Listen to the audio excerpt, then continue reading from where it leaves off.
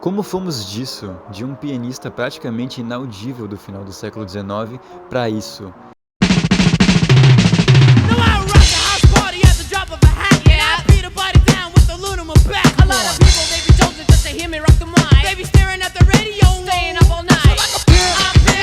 Três caras fazendo hip hop em um telhado com lentes de olho de peixe? Como foi a evolução da produção visual, sonora, da música e das filmagens?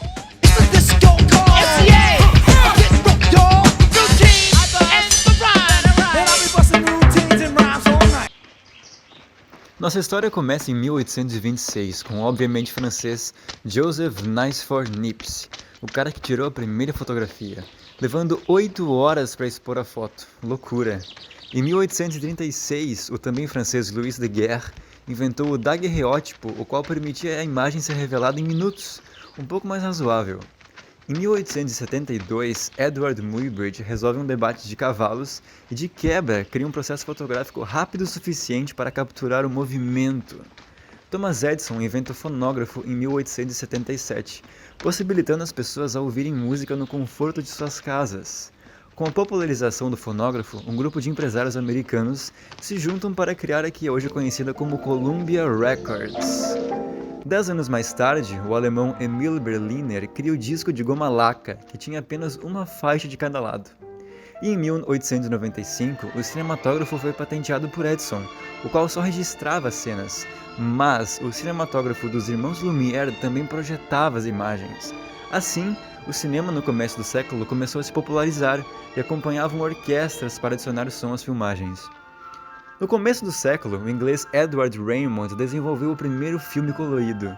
E em 1908, a Bell e Howell Company decidiu produzir apenas câmeras e projetores com um filme no formato 35mm, marcando um padrão para o cinema. Já as câmeras para o público usavam 8 ou 16mm. Nos anos 20, o que também se popularizou foram os microfones, possibilitando assim o surgimento das radionovelas. Em 1926, a Fox criou o sistema Movietone, que permitiu a gravação do som no cinema, sincronizando assim áudio e imagem e criando as trilhas sonoras.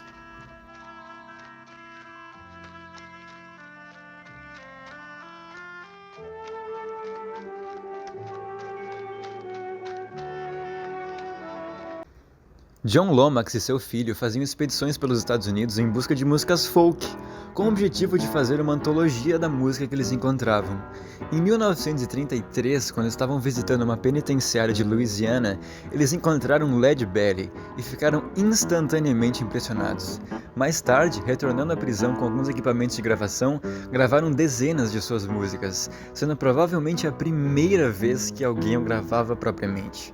60 anos depois, no Unplugged do Nirvana, Kurt Cobain canta uma das músicas de Led Belly, Where Did You Sleep Last Night? Tell me where did you sleep last night? Come on, tell me, baby.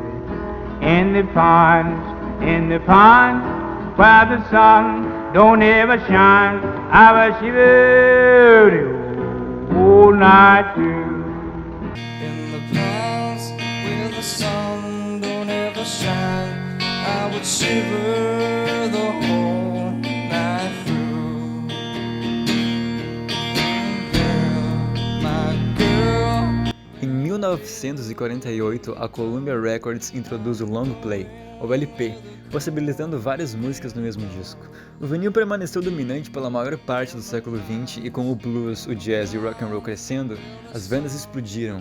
A Panavision introduz o Super Panavision 70 e o Ultra Panavision 70, mas as câmeras de televisão não usavam filme, ao invés elas transformavam imagens em sinais elétricos. Também nos anos 40, a companhia Ampex começou a fazer gravadores de fita magnética. A fita, em incontáveis encarnações e variações, se tornou um método padrão de gravação e reprodução dos anos 50 até o final do século. A tecnologia da fita magnética levou as técnicas de gravação para uma nova geração de artistas, produtores e engenheiros.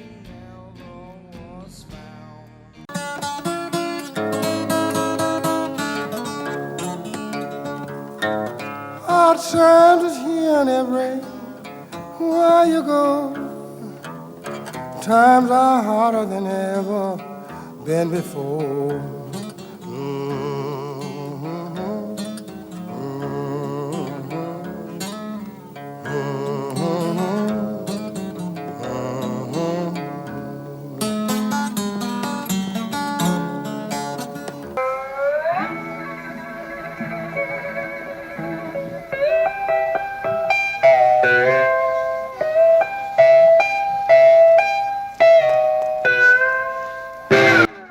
Podendo gravar música num aparelho de menor portabilidade trouxe uma série de inovações.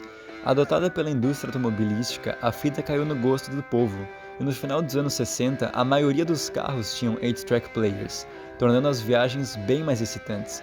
E se tratando de excitação e anos 60, Woodstock é o destino.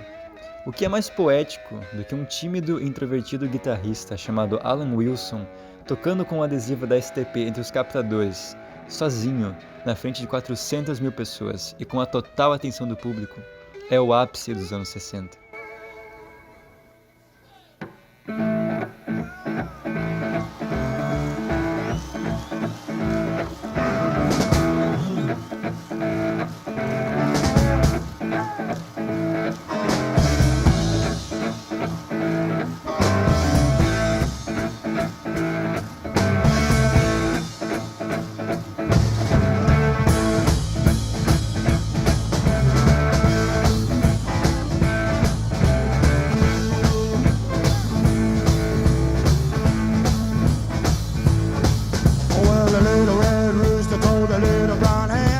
Seria um ultraje falar em anos 60 e não falar em... And now your host for this evening, the Buckles.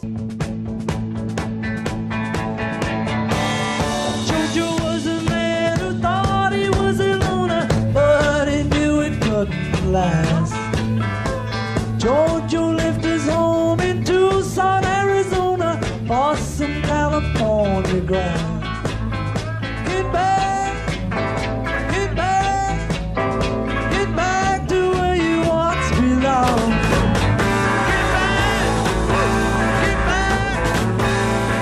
Os Beatles influenciaram totalmente a forma como a música popular é gravada. O primeiro álbum deles, o Please Please Me, foi gravado com apenas 2 canais. O Sgt. Pepper's em 67 com 4 e com a possibilidade de fazer um overdub em um material novo na mesma fita, com sincronização. O Abbey Road, o último disco deles, já foi gravado com 8, e em 73 o Pink Floyd já usava 16, e depois surgiram os 24 canais. Enfim, chegamos nos anos 70.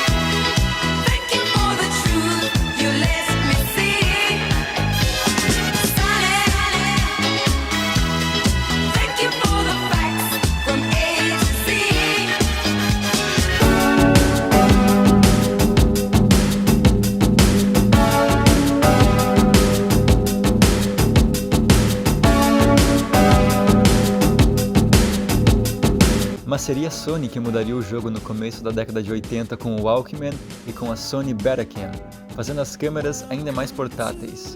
Além do VHS, dos sintetizadores, da fita cassete, da introdução do CD, do começo da MTV, do Miami Vice, uma nova forma de arte surgiu no coração de Nova York, o hip hop, e é assim que chegamos novamente nos Beach Boys.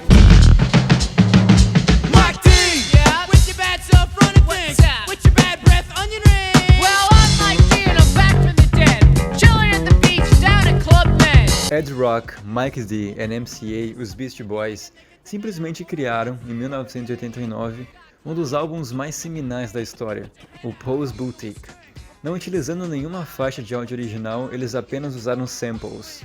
Samples são pequenos pedaços de músicas pré-existentes, colocados em sincronia e harmonia para a criação de um novo instrumental.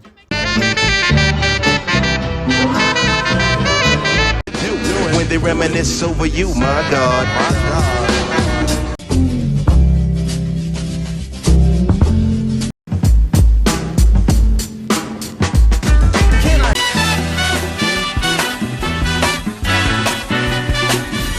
I gotta testify. Come up in the spot looking extra fly.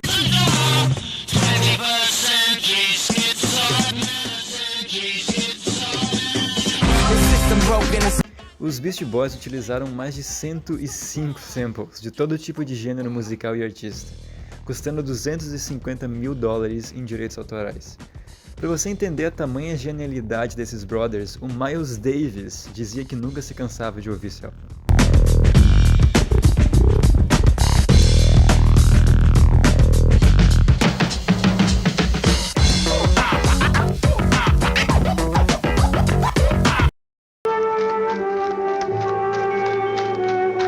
Nas décadas seguintes, além dos samples se tornarem uma peça fundamental na criação e produção musical, o digital e o streaming se popularizaram, mas aquela conexão de consumir uma forma de arte analógica, a conexão física do disco de vinil ou do filme, nunca foram superadas.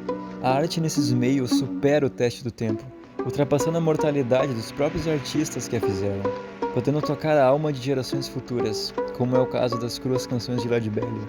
A arte transcende a breve vida de um artista, e isso só é possível através das tecnologias audiovisuais.